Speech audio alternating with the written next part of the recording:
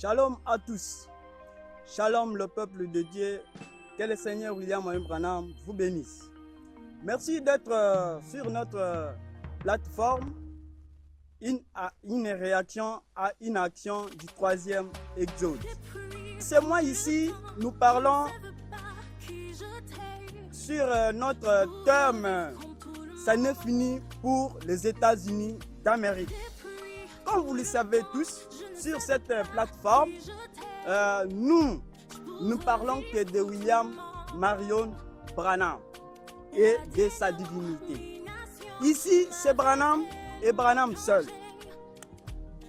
Comme vous le savez, devant nous, nous avons les pasteurs, les responsables de l'église Branham Elohim Tabernacle, ici à Kananga, au Kasaï central, en République démocratique du Congo. Le pasteur Joël Tout-Puissant Chibamba. Shalom, pasteur. Shalom, chers journalistes. Shalom à tous les auditeurs. Merci, révérend. Merci d'avoir répondu à notre invitation. Est-ce que vous pouvez nous parler un peu de votre croyance et de votre église? Moi, je suis adorateur de William Branham jusqu'à la moelle épinière. Mon église s'appelle Branham Elohim Tabernacle, située ici dans la province du Kasaï central, à la ville de Kananga, sur l'avenue de la Révolution, commune de Ndesha, en face de la maison communale Ndesha. Si vous arrivez là-bas, vous allez nous trouver là où nous nous réunissons chaque mercredi à 15h, chaque vendredi à 15h et dimanche à 9h. Merci, pasteur. Merci beaucoup. Maintenant, le sujet que nous avons, c'est ça n'est fini pour les États-Unis d'Amérique. Est-ce que, pasteur, vous pouvez nous donner quelques précisions pour que les croyants sachent aussi?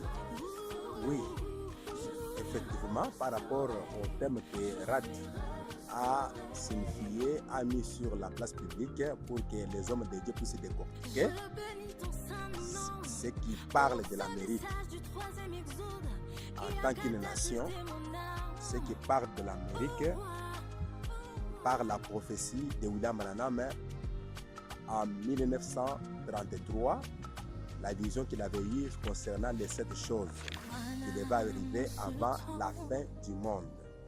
C'est comme cela que nous allons poser la question à William Branham. Parce que Rat dit que il n'y a que Branham et Branham seul. C'est-à-dire que Branham, ça mélange. Branham, on ne peut jamais le mélanger avec nos idées, avec nos pensées. C'est-à-dire qu'on lui pose cette question-là. Les invasions des États-Unis, la décision des États-Unis, qu'est-ce que cela voulait dire? Alors, c'est à William Branham seul de pouvoir nous donner la réponse et non pas moi. Merci, pasteur. Maintenant, d'autres questions que les croyants se posent. Que diriez-vous à propos de la prophétie de 1933 sur une femme qui dirigera les États-Unis? Et cette écriture est accomplie où on a parlé aussi dans une sens de la féminité?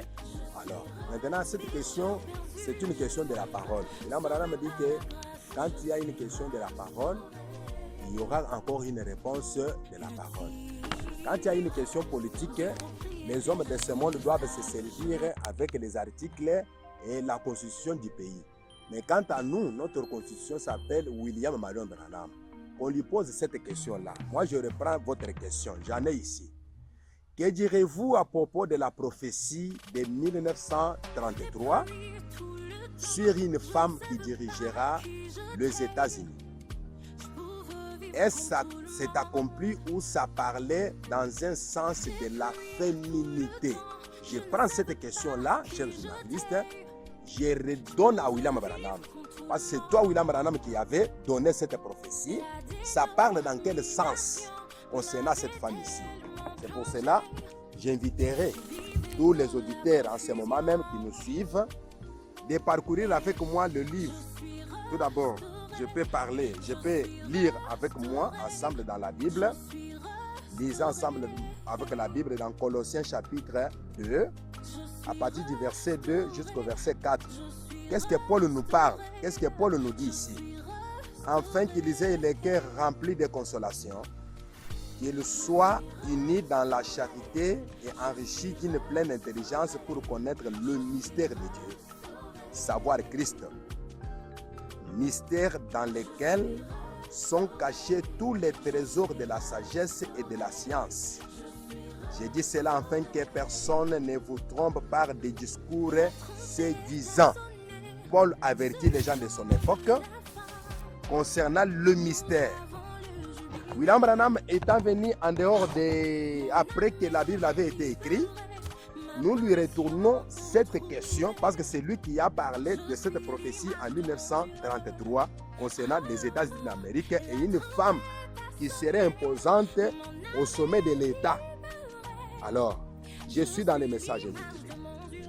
Dès ce moment, prêché le 16 juillet 1960 soir, au paragraphe 92 à 93, qui dit William Branham concernant cette question-là.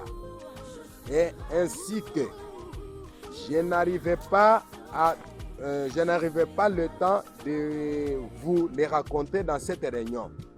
En 1933, ça c'est un pays de la femme. Son nombre est 13. Il apparaît au chapitre 13 d'Apocalypse. 13 étoiles, 13 rayures, 13. Tout est 13. Tout c'est la femme. Souvenez-vous, ainsi dit le Seigneur. Une femme va diriger avant le temps de la fin. Elle sera soit présidente, soit vice-présidente, soit ce sera l'Église catholique en tant que femme. J'ai vu cela, une grande femme, la nation s'inclinait devant elle. Il y en aura une avant le temps de la fin. Ainsi dit le Seigneur. Notez cela et voyez, vous les jeunes gens, voyez si cela va arriver. Si ce n'est pas le cas, je suis un faux prophète. Eh bien, souvenez-vous-en bien, c'est la fin. Cette Amérique est une nation de la femme. C'est un endroit où elle est une déesse en toute indépendance.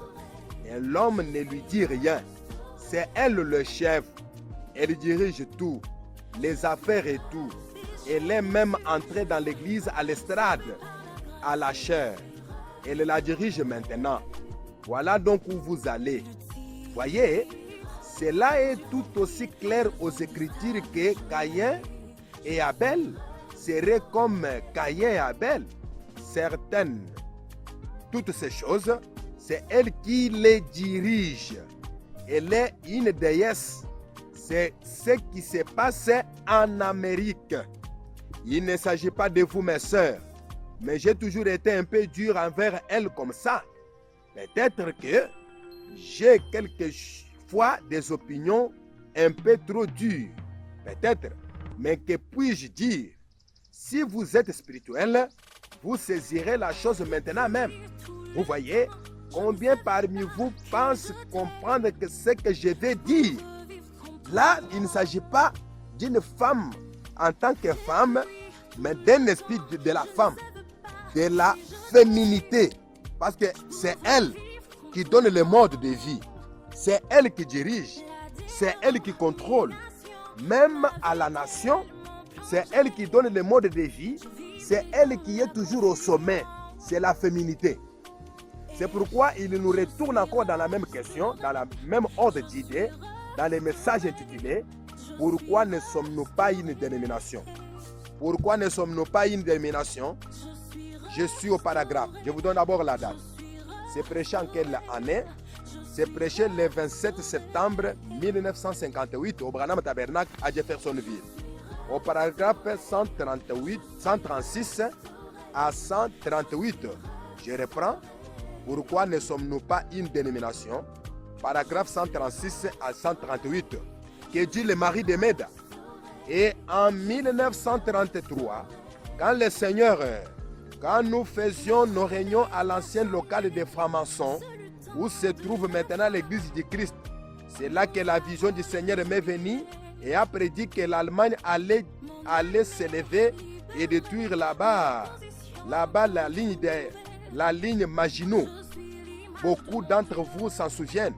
et qu'il se retrancherait là-dedans et que les Américains subiraient là, à cette ligne, une défaite terrible.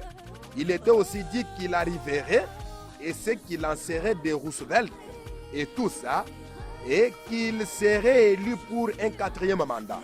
Ça s'est accompli parfaitement, exactement comme ça. Il était aussi dit que les voitures prendraient de plus en plus la forme d'un œuf, si bien que dans les derniers jours, elles auraient exactement la forme d'un œuf. Et j'ai dit, il viendra un temps où les voitures ne seront pas conduites avec un volant, mais elles seront commandées par quelque chose d'autre. Ce sont des voitures qui sont en train de produire maintenant, de les commander pour la sécurité. C'est exact. Vous ne pourrez pas entrer dans une ville, là, dans une zone limitée à 30 km à l'heure. Vous ne pourrez pas faire que 30 km à l'heure. Vous ne pourrez pas heurter une autre voiture parce que tout est télécommandé. Vous voyez? Elle avance comme ça et on l'a maintenant. Et j'ai dit, souvenez-vous, en ce jour-là, avant que vienne le temps de la fin, il y aura une femme. Maintenant, vous ici, conservez tout ça par écrit. Une femme très puissante s'élèvera. Elle sera soit président, soit dictateur, soit une femme très puissante ici, aux États-Unis. Et cette nation sombrera sous l'influence des femmes. Maintenant, souvenez-vous-en, c'est ainsi dit le Seigneur. Elle est dans l'erreur. Et ça a préparé la voie à quoi? Je vais vous le dire. Soyez spirituels, soyez respectifs. Regardez pourquoi est-ce que ça produit pour donner à l'Église catholique une voie d'accès. Voyez, vous adorez ces vedettes de cinéma et toutes ces autres choses-là. Vous vous rappelez les sermons que j'avais prêchés. Margot, tu te rappelles? Il y a des années de ça sur l'invasion des États-Unis. Et il y a des années de ça sur l'invasion des États-Unis. J'ai dit là qu'il avait fait surface à Paris. Et j'ai dit là, les renversements du gouvernement américain. Et j'avais dit là qu'il avait fait surface à Paris. Après que nous étions allés les sauver là-bas, de leur vie axée sur les femmes, les vins et la débauche. Et puis, il a atterri à Hollywood. Maintenant, au lieu que nous allions chercher nos modèles à Paris, c'est eux qui viennent chercher ici leurs modèles. Quel en a été les résultats? On ne permettra pas à vos enfants d'aller au cinéma. Mais voilà qu'ils s'installent dans la télévision. Et de là, il a continué à agir. Il a contaminé l'ensemble. Il a tout corrompu. Et nous en sommes là aujourd'hui. Toutes les petites filles et tous les petits garçons, ils sont tous dans ces acteurs de la télévision. Qu'en est-il? Ça se par la voix. Mes amis, une seule femme de mauvaise vie peut envoyer plus de gens en affaire que tous les débits d'alcool que vous pourriez mettre dans une ville. C'est exact. Et regardez-la descendre la rue à moitié déshabillé. N'importe quel homme, qui qu'il soit, s'il est normal et en bonne santé, quand il regardera cette femme, il ressentira forcément quelque chose. Allons-y. Soyez honnêtes. Peu m'importe. Ça fait des années que j'ai le Saint-Esprit. Ça ne pouvait pas regarder une femme. Vous ne pouvez pas regarder une femme qui est à moitié habillée. Et j'ai mis une petite croix dans ma voiture. Beaucoup d'entre vous l'ont vu. Quelqu'un m'a dit, êtes-vous catholique?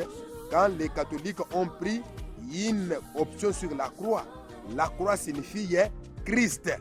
Là, quand le Seigneur ajoute, il continue avec la lecture pour nous dire que c'est un esprit sur une nation appelée l'Amérique. Parce qu'auparavant, c'était les paris qui donnaient le mode de vie à l'Amérique. Mais aujourd'hui, c'est l'Amérique qui donne le mode de vie au monde entier. C'est la femme qui gouverne. C'est elle qui a pris le contrôle.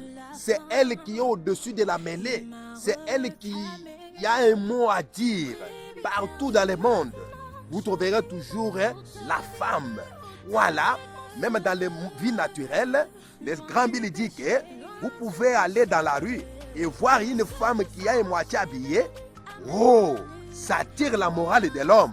Tout cela, c'est quoi? Une dégradation d'une nation. C'est quoi là? C'est un esprit, comme au temps de Sodome, pour accomplir Luc 17:30, au temps de la fin, Elohim et cette vie de la femme serait toujours sur la terre à l'œuvre. Si nous aujourd'hui nous parlons d'Elohim dans la chair humaine, William Branham, il aurait fallu de ce côté-là qu'on puisse encore voir cette même vie-là, cette femme-là à côté, pour accomplir son dessein. Selon Luc 17:30, c'est référent à Sodome et à Gomorrhe. Il n'y a pas moyen d'intercaler cela, c'est la prophétie accomplie. C'est pourquoi William Branham parle, il martèle. Je vous donne une troisième écriture avant que je vous redonne le micro, chers journalistes. Je ne vais pas monopoliser la parole pour que nos auditeurs puissent bien nous saisir. Si nous pouvons prendre la vie, un sermon du Seigneur Branham intitulé La vie, c'est prêché le 12 mai 58 au paragraphe 12 mai 58 soir. Je suis au paragraphe 31-32. Nous parlons de la femme en tant qu'esprit qui domine une nation, l'Amérique. Le grand Bible nous dit ceci. Et rappelez-vous, j'avais déjà prédit en 1933 qu'une femme dirigerait cette nation avant le chaos par l'annihilation. Voyez-vous, voyez son visage sur la monnaie. Le Seigneur quitte maintenant le monde naturel dans la rue. Comment la femme domine même la rue. Voyez-vous, il prend la dimension gouvernementale, c'est toujours la femme. Il prend la dimension religieuse, c'est toujours la femme qui domine, qui a le dernier mot à dire. Maintenant, il prend la monnaie américaine. Il dit que regardez encore la monnaie américaine. La femme est là, c'est elle qui dirige. Quand nous avons les billets des États-Unis, nous avons la femme en main. C'est cet esprit-là qui gouverne, dont le Seigneur Branham avait parlé en 1933. Nous reprenons la lecture, nous dit ceci. Rappelez-vous, j'ai déjà prédit en 1933 qu'une femme dirigerait cette nation avant le chaos par l'annihilation. Voyez son visage sur la monnaie. Elle est tout. Elle est une déesse. C'est Hollywood qui a fait cela. La raison pour laquelle cela arrive, c'est parce que vous êtes resté à la maison le mercredi soir pour suivre une sale pièce de théâtre, nous aimons Suzy, ou quelque chose comme ça, au lieu d'aller à la réunion de prière. Cela montre ce qui était en vous dès le départ. Et vous, femmes, au lieu d'avoir vos réunions de prière le matin, les réunions de prière de 10 heures, vous restez à la maison pour suivre une histoire vulgaire, des plaisanteries grossières, comme cette Arthur Godfrey ou Elvis Presley, un carognard se nourrissant du cadavre de son propre peuple. Il n'y a qu'une seule différence entre Elvis Presley et Judas Iscariote. Judas Iscariote a eu 30 pièces d'argent. Elvis a eu $1 million, un parc de Cadillac. Il a trahi Christ. Et pourtant, il devient pratiquement un dieu pour les adolescents. Voilà les dieux de cet âge mauvais. Une femme. Le grand Bill dit que Elvis Presley est devenu un dieu pour les adolescents. Il crée de l'excitation au point que les jeunes demoiselles arrivent là et ôtent brusquement leurs sous-vêtements et se lancent sur l'estrade pour qu'il y oppose un autographe. Vous parlez de la puissance du diable? Allez en Afrique et voyez si ces vieux bougies ou quoi qu'on appelle cela, rock'n'roll, ne tire pas ses origines de chez les Autochtones en Afrique. Et vous essayez de satisfaire cette ardente et sainte soif bénie en fourrant ces ordures dans les endroits où Dieu désire vivre pour vous donner la liberté. virgule, la sainteté et le bonheur. Quelle disgrâce! Quel relâchement pour les peuples américains et à vous pentecôtistes, pèlerins de la sainteté, nazaréens, qui confessent un peuple plus élevé que cela, honte à vous. Vous êtes en train de mourir et de pourrir dans vos propres conceptions. Il n'est pas étonnant que nous ne puissions pas avoir un réveil en Amérique. Il n'est pas étonnant que Dieu ne puisse pas placer ses dons dans l'Église. Qu'est-ce qu'il a pour les y placer? Pensez-vous qu'il pourrait parler des dons dans une telle histoire? Il ne pourrait simplement pas. J'espère que vous comprenez ce que je veux dire. Le moment est venu pour un nettoyage de la maison de Dieu, depuis la chair jusqu'au concierge. Un réveil à l'ancienne mode, à la Saint-Paul, envoyé de Dieu, et le retour du Saint-Esprit de la Bible dans l'Église, revenant pour faire des hommes et des femmes, des fils et des filles de Dieu. Ne pouvez-vous pas comprendre ce que les vieilles et ça l'esprit du diable qui entre en vous et vous amène à vous comporter comme cela? Voyez-vous, chers journalistes, c'est-à-dire que le Dieu de cet âge mauvais, c'est une femme. Elle a donné déjà son mode de vie. C'est elle qui contrôle. C'est elle qui dirige le monde aujourd'hui. C'est elle qui domine. Pour votre information, et dans le monde entier qui me suit en ce moment même, pour comprendre que c'est cet esprit-là féminin qui continue toujours à dominer, même chez nous au Congo aujourd'hui. Le chef de l'État vient de nommer une femme à la tête du gouvernement. C'est pour la toute première fois depuis que le Congo est Congo. Nous voyons une femme qui dirige maintenant tout un gouvernement. Et les hommes sont là en train d'acclamer. Voilà, c'est l'esprit qui a envahi notre Congo. Cet esprit des femmes-là qui continue toujours. C'est quoi là? William Branham dit que l'anéantissement. Je vous remercie. Merci, pasteur. Pasteur. Oui. Un an après l'assassinat du président Kennedy, vous savez que cette chose que Papa Branham avait dit de la prophétie 1933 déjà arrivé. C'est cette chose-là, chers journalistes, laissez-moi vous dire que c'est déjà accompli. Nous venons de le lire. Il a déjà clarifié. Il dit que parmi les sept là, tout est déjà accompli. Il reste une seule chose, une femme qui va diriger. L'anéantissement. Cet anéantissement, ce n'est pas naturel. Si Rat pourrait encore, n'est-ce pas, nous donner l'opportunité de parler sur l'anéantissement des États-Unis, ou soit sur les bombes atomiques, dont la plupart des croyants, dont la plupart des pasteurs attendent que la Russie puisse mettre son doigt sur un bouton rouge pour éclater la planète Terre. Ça, s'ils voient cela de cet œil-là, je dirais sur cette plateforme que c'est faux, archi faux. Parce que les bombes atomiques dont le Seigneur Branham est en train de parler, qui vont éclater les États-Unis d'Amérique, c'est le nom William Marion Branham. Là, c'est William Branham lui-même qui en parle dans beaucoup de sermons. Alors, si plateforme pourrait nous donner encore la chance de parler sur les bombes atomiques, nous vous montrerons noir sur blanc que ces bombes-là qui vont anéantir le monde aujourd'hui, c'est le nom William Marion Branham. Alors, quand il parle que j'ai vu les États-Unis avec les décombres et tout, là il se réfère à la déflagration, n'est-ce pas, de 107 montagnes du 28 février 1963, où le Seigneur Branham avait été emporté dans la nuée de gloire. Il dit que la tête de tout le monde avait été secouée. Il se réfère à cela. Les décombres qu'il avait vus dans cette même vision ici, il se réfère à la déflagration de la visite de cet ange qui était descendu ce jour-là au mot du soleil couchant là-bas dans l'état de Tucson, dans la forêt Colorado, pour ceux qui sont aux États-Unis. Cette adresse-là, ils le savent très bien, mais nous le savons par la prophétie, nous lisons dans la parole de Dieu. C'est-à-dire que Kennedy et tout ce que vous venez de dire là, le grand bilan a déjà signifié cela dans cette prophétie. Il est resté simplement une femme qui devait diriger. Voilà la femme qui dirige. C'est ça, un esprit qui dirige, qui contrôle. Oui, pasteur. Oui. Pourquoi les États-Unis d'Amérique devrait être détruite. Pourquoi les États-Unis d'Amérique devraient être détruits?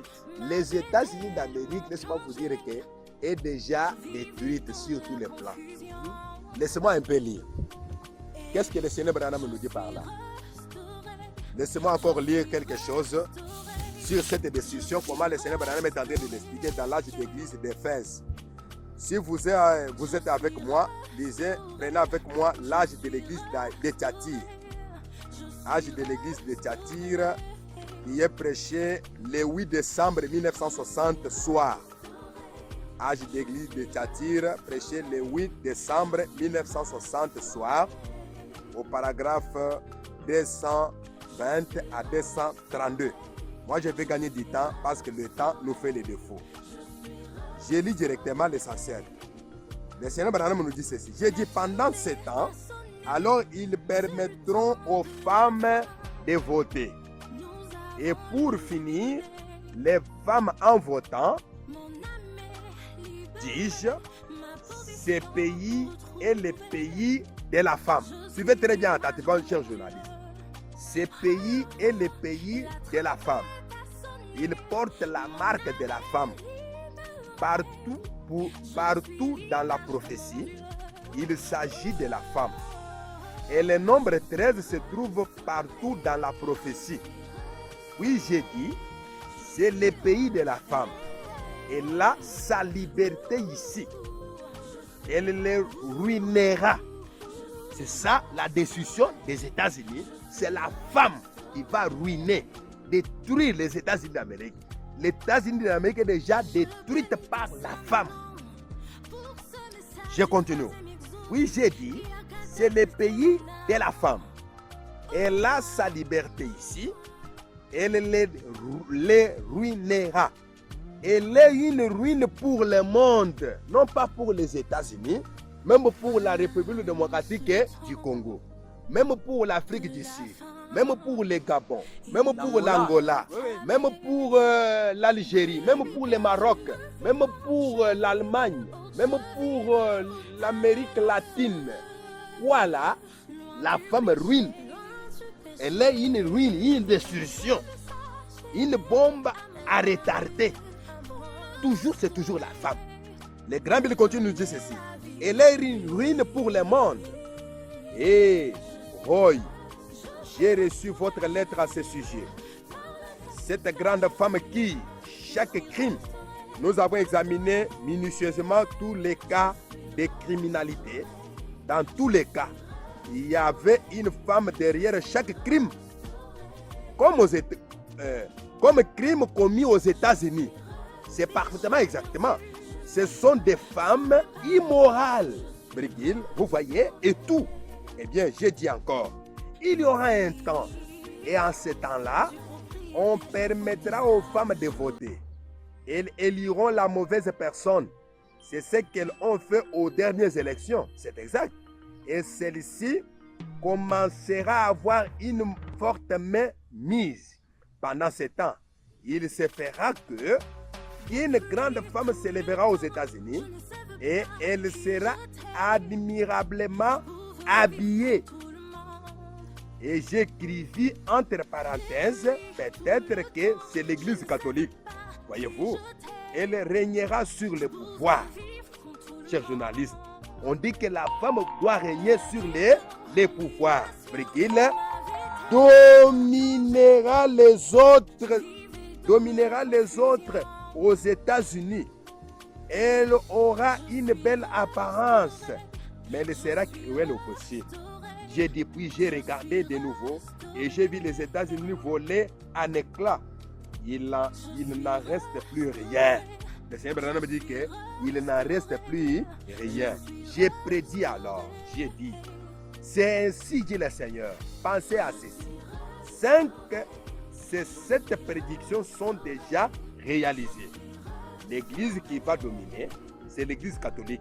Et nous arrivons au temps de la fin. Et j'ai dit, j'ai vu quelque chose qui ressemblait à des souches enflammées. Les roches volaient en éclats et tous les États-Unis étaient dévastés, étaient restés comme cela. aussi loin que portaient mes regards, de l'endroit où je me trouvais. Et j'ai dit, j'ai prédit, selon que se déroule le temps, que cela se passera entre l'an 33 et 77. Ces événements devront drôlement se précipiter pour se produire tout dans ce laps de temps. Si vous regardez, le Seigneur Branham nous donne le calendrier. Il dit que entre, je vais écrire cela sur le bout de papier, entre 1933 et 1977, à l'écart, entre 1933 et 1977, au milieu là, tout est déjà accompli. C'est pourquoi il se réfère, dans d'autres sermons, aux déflagrations qu'il y a eu liées au Sunset Mountain, à la visitation des anges. Vous voyez maintenant que c'est la femme, toujours la femme qui domine, qui dirige, qui fait tout. Et l'homme n'a rien à voir. Voyez-vous? Oui, pasteur. Pourquoi Frère Branham prêche un serment intitulé L'invention des États-Unis? Pourquoi? Il prêche pourquoi? Il prêche le sermon Les inventions des États-Unis. Lui-même l'a déjà dit. Il dit que je me trouve ici aux États-Unis d'Amérique. C'est Sodome et Gomorrhe moderne. Comme chez Abraham, Elohim qui a visité Abraham selon Genèse 18. Et les 2 anges qui sont descendus au Sodome. Là-bas, il a trouvé quoi? Les homosexuels. Il a trouvé la liberté entre mariage, entre l'homme et l'homme. La liberté de mariage entre la femme et la femme. C'est ce qui s'est passé là-bas. Et c'est ce qui se passe aux États-Unis. Ils ont donné libre change à ces mariages-là. Si vous regardez aujourd'hui, c'est un événement qui s'est déjà passé. L'ancien pape qui avait démissionné, pourquoi? Parce que le président des États-Unis, à l'époque d'Obama, lui avait dit qu'il fallait que vous puissiez libérer officialiser les mariages entre l'homme et l'homme et la femme et la femme. Alors, ce pape-là avait démissionné. Et l'actuel pape est pour ces mariages-là. C'est pourquoi on consacre ces mariages-là. Même ici, en Afrique, ça y est. Vous trouverez l'homme et l'homme qui se marient. La femme et la femme qui se marient. N'est-ce pas? Au lieu d'avoir le sexe négatif et positif, aujourd'hui, on octroie un mariage négatif, positif. Alors, vous voyez maintenant, c'est ça les inventions. Le Seigneur Branham dit que cette nation, tout a commencé où? Aux États-Unis d'Amérique, qui a perpétré ces mariages-là dans le monde entier. C'est toujours les États-Unis d'Amérique qui a perpétré le mode de vie dans le monde entier. Aujourd'hui, aux États-Unis d'Amérique, c'est toujours la femme qui est mal habillée et le mode de vie est répandu comme une bonne nouvelle à un traîner de poudre dans le monde entier. Alors, pasteur, oui. Est-ce que l'abolition des États-Unis d'Amérique intervient lorsque le catholicisme entre au pouvoir? Oh, non, pas du tout. L'abolition est intervenue avec l'accès des modes de vie. Parce que William Branham vient de le dire.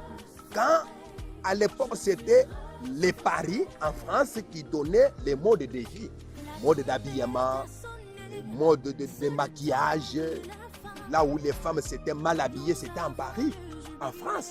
Aujourd'hui, c'est les États-Unis d'Amérique qui en donne les tons aux femmes, qui en donne les modèles, les formes de perruques que les femmes portent aujourd'hui, c'est toujours les États-Unis d'Amérique. C'est pourquoi l'Église catholique, à ce sujet ici, vient en second lieu. Mais en premier lieu, c'est toujours la femme, l'esprit, cet esprit-là qui domine. Merci.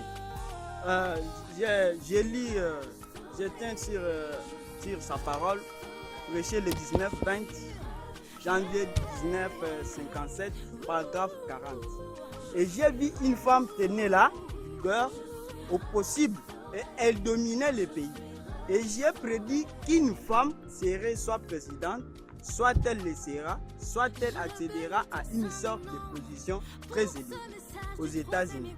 Avant l'anéantissement total du monde, retenez bien ça, je le dis, est-ce que la femme occupe aujourd'hui la place importante, c'est-à-dire une position très élevée?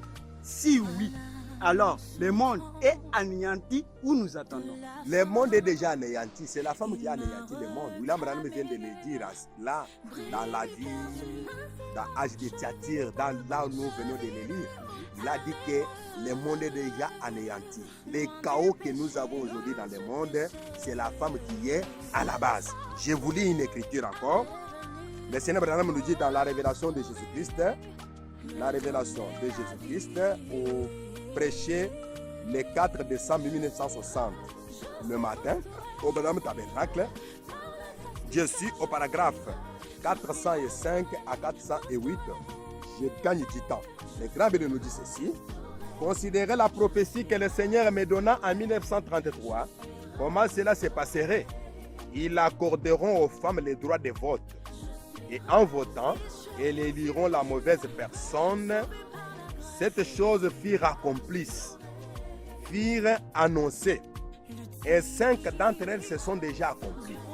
La chose suivante était une grande femme, virgule, une église, virgule, une puissance ou quelque chose d'autre qui prenait le pouvoir ici aux États-Unis et qui gouvernait. Puis j'ai dit, les États-Unis comme réduits en cendres lorsqu'ils arriveraient à leur fin. C'était le temps de la fin. Il me fit dire, ils auront une automobile qui pourrait se déplacer sans avoir de conducteur. Écoutez ceci l'autre jour. Si vous voulez voir quelques bandes de renégats, ces gens sont. Ils prennent des machines à voter et truquent en sorte que chaque fois que vous votez pour M. Nixon, vous votez en même temps la voix à d'autres candidats. Edgar Hoover a retiré ses machines, et ainsi de suite. Alors, notre problème se trouve là-bas. Au paragraphe 445, la chose suivante était une grande femme, une église, une puissance ou quelque chose d'autre qui prenait le pouvoir ici aux États-Unis et qui gouvernait. Cette chose-là qui amène l'anéantissement, la destruction, non seulement des États-Unis d'Amérique, mais du monde entier, s'appelle quoi? La femme. J'ai dit et je vous remercie. C'est cet esprit-là qui nous contrôle même là, ici même où nous sommes. C'est cet esprit-là qui nous contrôle. Merci pasteur, mais ce n'est pas encore fini. Vous êtes toujours là pour répondre. Est-ce que ce qui crée tout ça, c'est divergent? Ce qui crée tout ça, c'est la divergence ou quoi? Quelle divergence par exemple? Comme vous venez de parler de la femme, de la destruction des États-Unis et d'autres. Oui, c'est tout à fait normal parce que c'est ce que nous venons de lire dans Colossiens. Colossiens dit que connaître le mystère de Dieu, savoir Christ. Quand les gens n'ont pas connu le mystère de Dieu aujourd'hui, ils ne connaissent pas Christ. Et le Christ qui est venu aujourd'hui pour nous donner tous les mystères s'appelle William Branham. Et c'est lui qui est la prophétie accomplie de toutes ces choses ici. Les gens attendent la bombe atomique naturelle que la Russie va donner, mais William Branham nous donne que c'est un esprit de la femme qui est en train de donner la destruction du monde entier aujourd'hui. Le monde est déjà détruit par une femme. Merci pasteur. Dernière question. Nous arrivons à la fin de notre émission. Pasteur Joël Tout-Puissant Tibamba, responsable de l'église Branham Elohim Tabernacle ici à Kananga, au Kassa central. Avez-vous un commentaire ou quelque chose à dire à la famille Branham? Non, ce que j'ai à dire est de remercier d'abord la réaction à une action du troisième exode, cette plateforme. D'abord, la première à saisir cette vision pour que cette vision soit tangible, que Dieu la bénisse davantage. C'est une personne à louer, à saluer, parce que grâce à lui, nous sommes à mesure d'affronter le monde avec les messages de William Branham. Et j'ai béni encore tous ceux-là qui ont adhéré à sa vision dans le monde entier. Tous les journalistes, tous les hommes de Dieu, qui donnent quand même accès leur temps pour répondre aux questions de la parole de Dieu, pour aider le monde entier. Et je vous remercie. Merci beaucoup. Ça n'est complètement fini aujourd'hui, ici au Kasaï central, en République démocratique du Congo. Nous avons invité notre pasteur Joël Chibamba, responsable de l'église Branham Elohim Tabernacle, ici à Kananga. Que les papas vous bénissent.